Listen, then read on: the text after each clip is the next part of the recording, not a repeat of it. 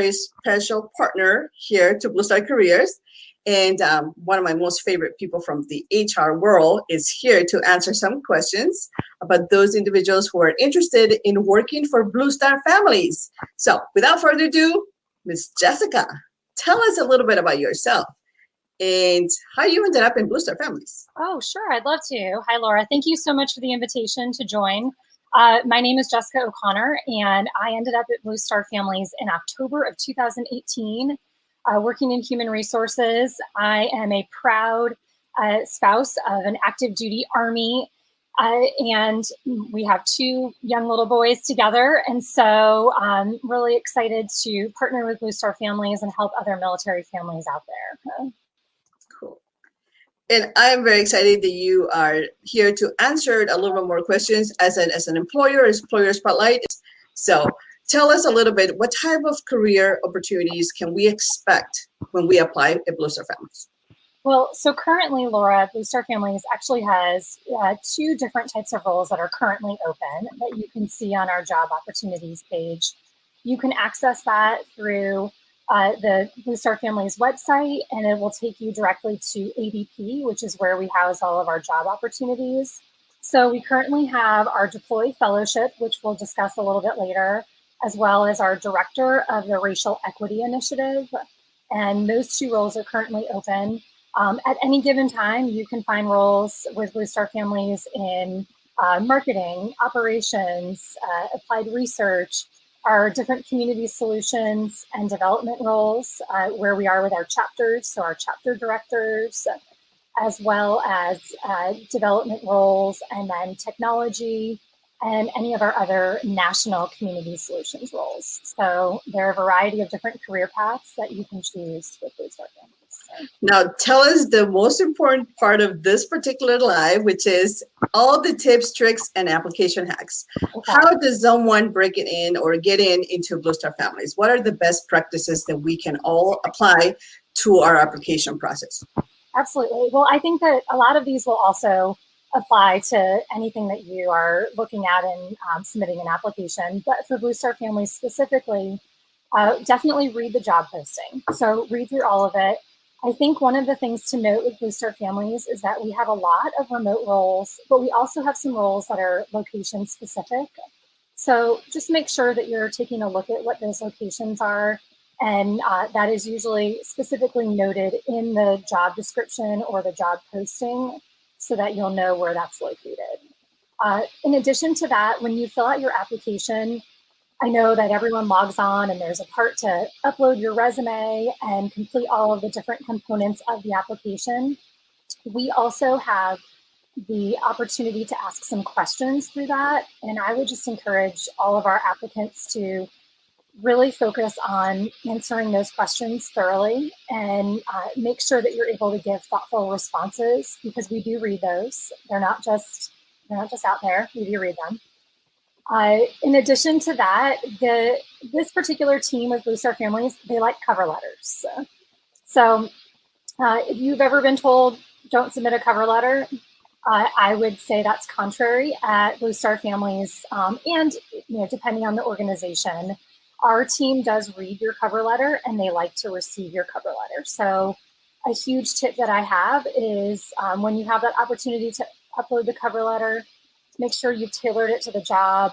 Tell us about yourself. It just gives us a little bit more information about you outside of the resume, your standard resume. Now, does it help that for you to have nonprofit experience or the volunteer experience? What really composes those the career trajectory to really make you a well, equipped candidate to really break it into some of these chapter roles, perhaps? Yeah, absolutely. So Blue Star Families has the unique opportunity to meet people from a variety of different backgrounds. We have military spouses, individuals that are transitioning from the military. Sometimes it's children of military, and sometimes we have candidates who have no specific military affiliation, but they're, as we call, a Blue Star neighbor, who are committed to our military families and want to give back with their time and their talents and their skills that they have. So to answer your question on, do you have to have experience in a nonprofit? I would say it depends on the role. So make sure that you're looking at the job description and what some of the qualifications are for that. And also one of the things to call out as far as volunteer experience, please put it on your resume. We love to see it. If you volunteered for Blue Star Families, call it out in loud, bold. We want to see that you volunteered with Blue Star Families so that we have an opportunity to view that information as part of your application.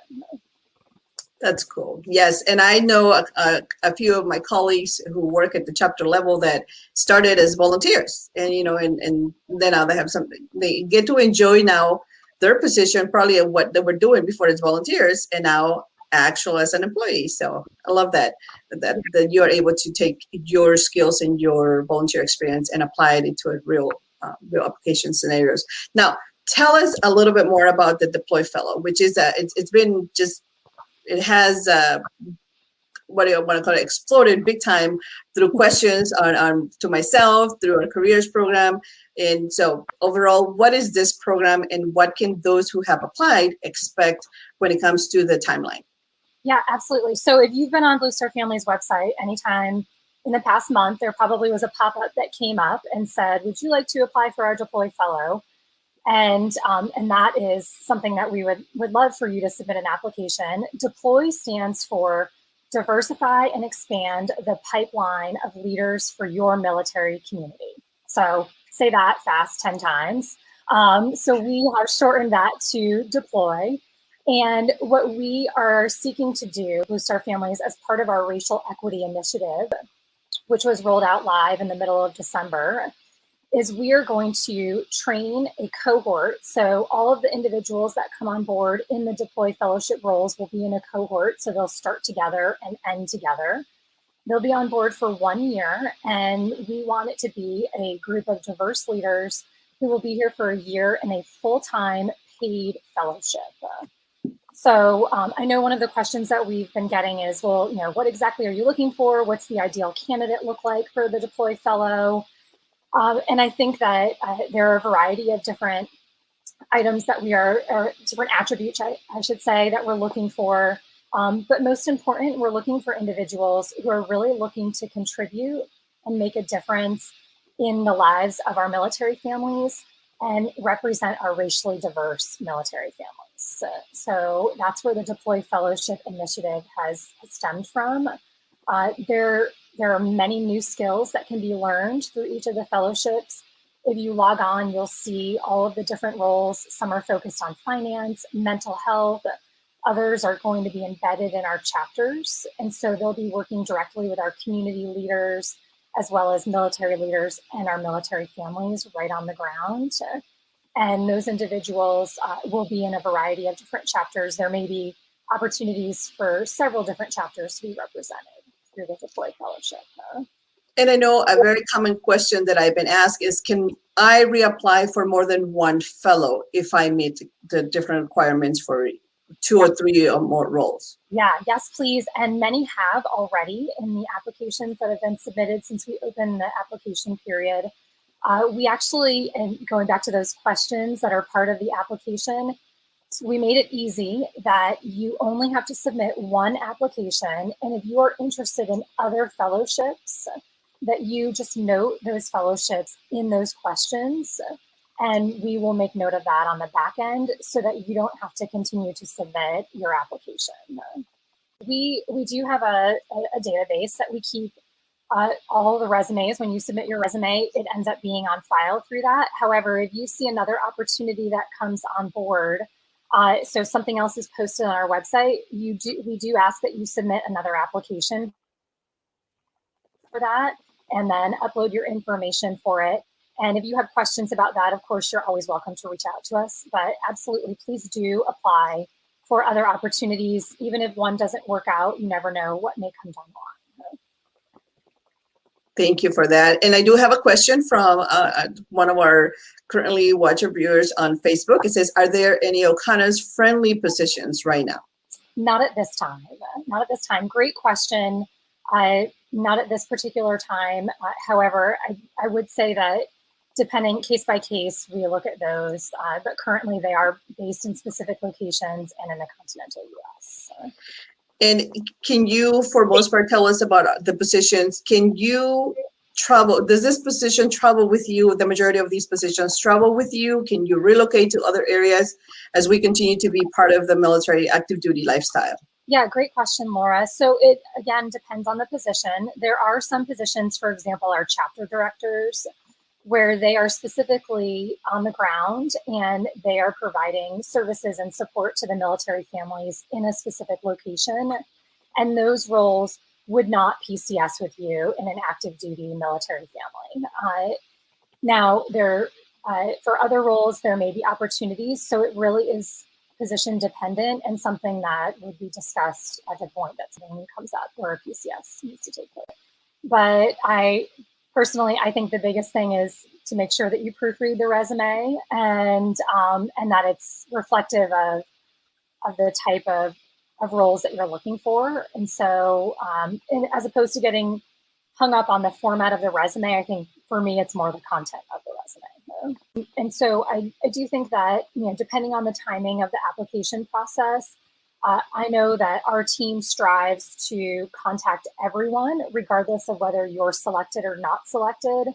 If I'm sure there are individuals that are tuning in that have interviewed with me, and I always say that my goal is for you to not become lost in what I call the black hole of recruiting, where which has happened a lot with a lot of organizations where you apply and you just never hear back again.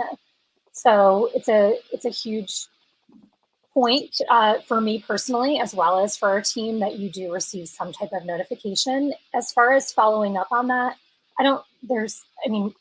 we absolutely are completely fine if you'd like to reach out just to check and make sure everything went through, but also you will receive some type of follow-up as the applications are being reviewed.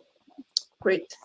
Thank you so much, Jessica, for educating us about the application process for Blue Star families and what to expect, but most importantly about the Deploy Fellow, which is, again, it's been such a great hit within our community, and a lot of individuals that I know personally have applied, have really looking forward to maybe be reviewed with this opportunity. So can we still apply for this? Are they still open? I haven't actually checked, sorry. Yeah, no, great question. I actually had that in my notes here and I was going to go back to it. So the Deploy Fellowship opportunities are going to be open through February 5th. So you still have a week and a half left to submit your application. Please do.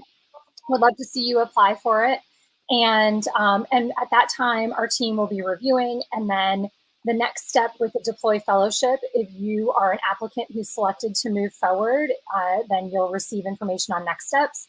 And same as I just said, if for whatever reason you're not selected to move forward, then we also notify applicants of that as well. So there'll be notification regarding next steps. So. Great. Thank you so much for that. And do you have any last minute, any tips that we can walk away? Yeah, there was one other bullet point that I made a note for myself. Tell us. And this is just, I think, regardless of where you've come from in kind of past lives and as you're looking for new roles, but I would just say that as you're looking for a new job, to make a list or just kind of sit down with yourself and decide what your non-negotiables are.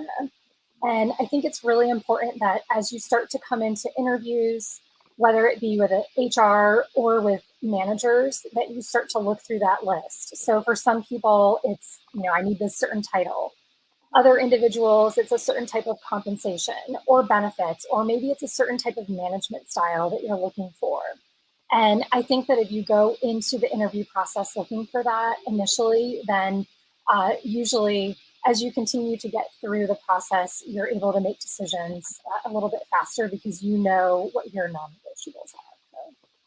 Yes, absolutely. You're able to identify whether or not that's a great company culture or a great environment for you to thrive, as well as that it really fits your military lifestyle. Because as even after you retire, you still continue to transition into that, forever happily ever after retired life. And you definitely need to negotiate within yourself and, of course, with a future employer, what those, ideal settings will be for you to be, in order for you to be successful, because that's really what we want here. Yeah, absolutely. And I think that and I can't speak for other recruiters.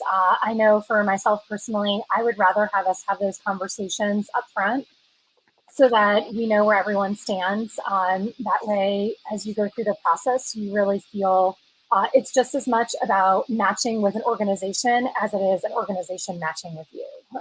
So I think that it's really important that you're able to feel that, again, regardless of where you're coming from, whether you're just coming from the private sector, coming from another nonprofit, you're just getting back in the workforce or transitioning from the military. There are many different ways to look at it, and I think it's important to stay true to yourself for that.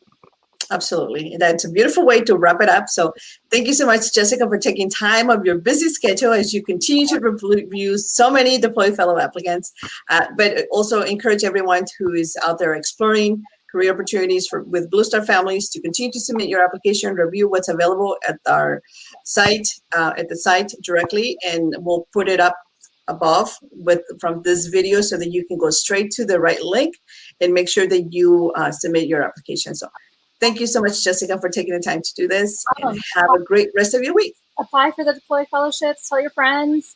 We would love to see it. Thank you. Absolutely. Thank you. Thank you.